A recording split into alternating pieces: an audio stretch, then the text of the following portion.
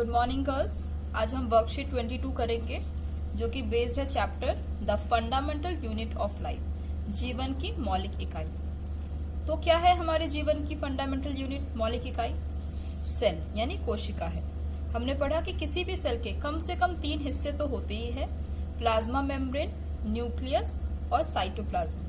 Plasma membrane आपने पहले भी पढ़ा होगा। प्लाज्मा मेम्ब्रेन को हम सेल मेम्ब्रेन भी कहते हैं या फिर प्लाज्मा झिल्ली भी कहते हैं। न्यूक्लियस के बारे में भी हमने लास्ट क्लास में पढ़ा। केंद्रक का क्या काम होता है और वो कौन सी इम्पोर्टेंट भूमिका निभाता है। अब हम पढ़ेंगे साइटोप्लाज्म के बारे में। साइटोप्लाज्म क्या है? किसी भी प्लाज्मा मेम्ब्रेन के अंदर जो फ्लूइड भरा है, प्लाज्मा झिल्ली से घिरा हुआ जो तरल पदार्थ है उसे हम साइटोप्लाज्म कहते हैं। और इनके अलावा यानी साइटोप्लाज्म, न्यूक्लियस और प्लाज्मा मेम्ब्रेन के अलावा सेल के अंदर बहुत छोटे स्पेशलाइज्ड स्ट्रक्चर होते हैं, बहुत ही सूक्ष्म संरचनाएं होती हैं जिनको हम सेल ऑर्गेनेल्स या फिर कोशिका अंगक कहते हैं। कुछ इंपॉर्टेंट कोशिका अंगक के नाम हैं endoplasmic reticulum, Golgi apparatus, lysosome, plastids या फिर क्लोरोप्लास्ट, वैक्यूल और माइटोकॉन्ड्रिया। मान लीजिए एक मानव शरीर है, तो हम मानव शरीर के अगर अंग की बात करेंगे तो हमारे पास ब्रेन है। पर कैसे ब्रेन है? ब्रेन के अलावा हमारे पास है किडनी, हार्ट, लंग्स, आईज, जो अलग अलग स्पेसिफिक फंक्शन करते हैं। इसी तरह ये सेल ऑर्गेनल्स भी बहुत इंपॉर्टेंट और स्पेसिफिक काम करते हैं। ये एक विशिष्ट जैविक कार्य करता है, जैसे कि प्रोटीन, लिपिड, एनर्जी का निर्माण और भंडारण करना, वेस्ट डिस्पोजल यानी अपशिष्ट निपटान करना। तो किसी भी सेल का साइटोप्लाज्म, न्यूक्लियस और ऑर्गेनेल्स को मिलाने पर जो हिस्सा बनता है उसको हम प्रोटोप्लाज्म कहते हैं, यानी जीव द्रव्य। कोशिका द्रव्य, केंद्रक और अंगक को मिलाने से जो हिस्सा हमें मिलता है उस हिस्से को हम कहते हैं प्रोटोप्लाज्म।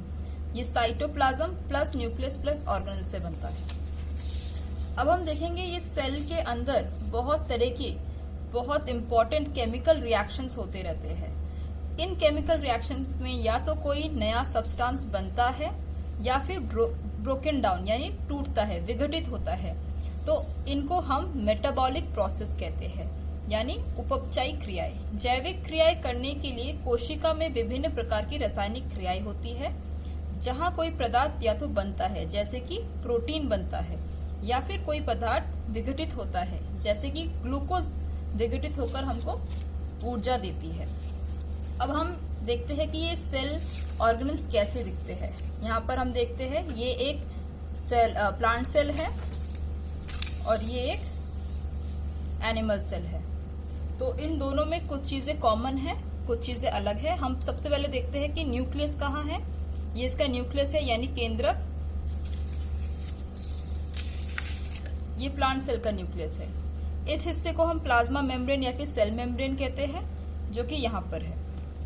और ये जो हिस्सा है, ये जो तरल पदार्थ है, फ्लूइड हिस्सा है, यहाँ पे ये जो फ्लूइड हिस्सा है इसे हम कहते हैं साइटोप्लाज्म।